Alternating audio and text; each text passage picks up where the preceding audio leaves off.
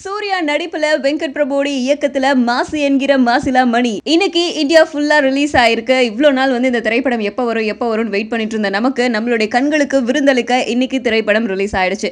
இந்தியால இன்னைக்கு ரிலீஸ் ஆனாலும் இந்த திரைப்படம் ஃபாரின்ல நேத்தே ரிலீஸ் ஆயிடுச்சு.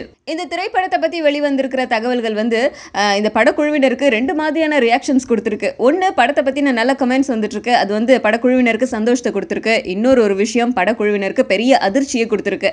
என்ன அது அப்படின்னா, ஃபாரின்ல நேத்தே ரிலீஸ் ஆன படத்தை யாரோ திருட்டு வீடியோ எடுத்து அதை இணையதளத்தில் உலாவ விட்டுருக்காங்க. இதனால நிறைய பேர் தியேட்டருக்கு போகாமலே இந்தியாவில் ரிலீஸ் ஆகிறதுக்கு முன்னாடியே படத்தை பார்த்துட்டு வராங்களாம். ஸோ யார் இந்த வேலையை செஞ்சது அப்படின்னு கண்டுபிடிச்சி அந்த இணையதளத்தை முடக்கிற வேலையில இந்த படக்குழுவினர் இறங்கியிருக்காங்க.